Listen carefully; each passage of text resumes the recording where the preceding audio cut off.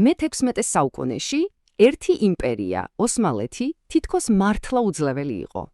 მაგრამ აი კითხვაც ესაა, რა იდგა სინამდვილეში მათი ასეთი წარმოუდგენელი წარმატების უკან. მოდით ამ გარჩევაში ერთად ჩაუღრმავდეთ. ხო და თავარი კითხვაც სწორედ ესაა. როგორ? საქმე მხოლოდ უხეშ სამხედრო ძალაში იყო, თუ მათ რაღაც უფრო ღრმა, უფრო კომპლექსური სტრატეგია ჰქონდათ, რომელიც ამ ყველაფერს საწვავს აწვდიდა. რა თქმა უნდა, სამხედრო ძალას ვერაფერს დაუწონებთ, უმნიშვნელოვანესი ფაქტორი იყო. ჩალდირანის ბრძოლა აღმოსავლეთში და განსაკუთრებით მოხაჩის ბრძოლა პირდაპირ ევროპის გულში. ამ გამარჯვებებმა ოსმალეთი თავისი დროის ნამდვილ სამხედრო მანქანად აქცია. მაგრამ ეს როგორც იტყვიან, მედლის მხოლოდ ერთი მხარეა. ახლა კი გადავიდეთ ამ ისტორიის ყველაზე საინტერესო ნაწილზე, დახვეწილ სტრატეგიაზე, რომელიც ბევრად ცდებოდა ბრძოლის ველს და იმპერიის გაფართოებას სრულიად სხვა დონეზე კვებავდა. აი, ზუსტად ეს კითხვა გვაიძულებს, რომ ცოტა სხვანაირად შევხედოთ ყველაფერს. რა მოხდება, თუ გეტყვით, რომ ოსმალების ყველაზე ძლიერი იარაღი ხშირად ხმალი კი არა, დიპლომატიური კალამი იყო? და აი შეხედეთ, ეს ამ სტრატეგიის უბრალოდ გენიალური ილუსტრაცია. ეს არის ამონარიდის სულთან სულეიმან დიდებულის წერილიდან საფრანგეთის მეფის ფრანსუა პირველისადმი. რას აკეთებს სულეიმანი? ის საფრანგეთს თავისი მთავარი ევროპელი მტრის ჰაბსბურგების წინააღმდეგ ალიანსს თავაზობს. ეს არის გათიშე და იბატონეს კლასიკური სახელმძღვანელოსეული მაგალითი. ასე რომ მარტივად რომ თქვათ, ოსმალეთის ძალაუფლება ორ მთავარ საყრდენზე იდგა. ერთ მხარეს იყო, რა თქმა უნდა, დაუნდობელი სამხედრო მანქანა და დაპყრობები, მაგრამ მეორე არანაკლებ მნიშვნელოვანი საყრდენი იყო გონივრული სტრატეგია, რომელიც ევროპელ მეთოქეებს ერთმანეთთან აპირისპირდა და მათ გაერთიანებას უბრალოდ შეუძლებელს ხდიდა. კარგი, მოდით ახლა მონეტის მეორე მხარეს შევხედოთ და ვნახოთ, რა ხდებოდა ამ დროს თავად ევროპაში. ხომ ლოგიკური კითხვაა, როცა ასეთი უზარმაზარი ძლიერი იმპერია გემუხრება, წესით, ყველაფერი გვერდზე უნდა გადადო და გაერთიანდე, არა? მაგრამ პასუხი როგორც ხშირად ხდება, თავად ევროპის შიდა პოლიტიკურ ქაოსში იმალებოდა.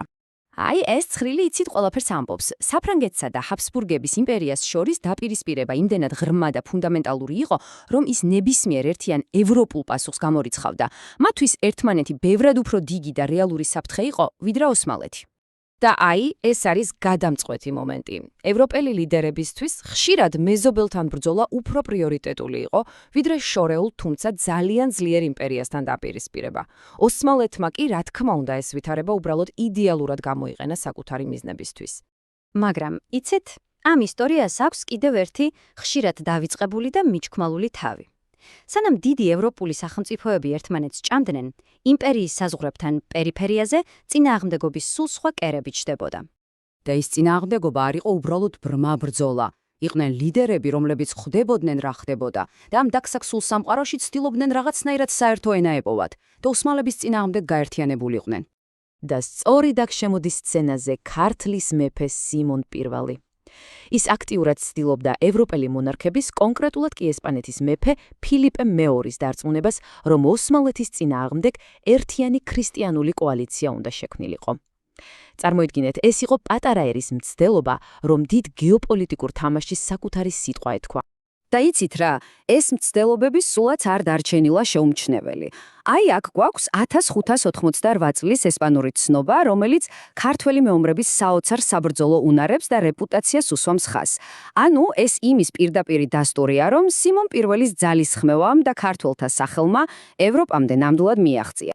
კარგი, მოდით შევაჯამოთ ეს ყველაფერი. როგორ შეცვალა ამ კომპლექსურმა მოვლენებმა მსოფლიო და რა დასყვნების გამოტანა შეგვიძლია დღეს? მოკლედ, ამ ისტორიის მთავარი გაკვეთილები ასეთია. ოსმალეთის წარმატება იყო სამხედრო ძალისა და ძალიან ჭკვიანური დიპლომატიის ნაზავი. ევროპის შიდა კონფლიქტებმა მათ ფაქტობრივად წისქვილზე დაასხა წყალი. და ბოლოს, რაც ძალიან მნიშვნელოვანია, წინააღმდეგობის ისტორია არ დაწერილა მხოლოდ დიდ იმპერიებში. ისეთმა ფიგურებმა, როგორიც სიმონ პირველია, ასევე ითამაშეს თავიანთი უმნიშვნელოვანესი როლი. და ბოლოს ეს ყველაფერი მიგვიყვანს ერთ დიდ კითხვასთან, რომელიც მარტო სიმონ პირველს კი არა, ზოგადად ისტორიას ეხება. ვინ და როგორ წყვეტს ისტორიის რომელი თავები რჩება ჩრდილში და ხდება დავიწყებული, მაშინ როცა სხვები გამუდმებით ყურადღების ცენტრშია. ამაზე ნამდვილად ღირს დაფიქრება.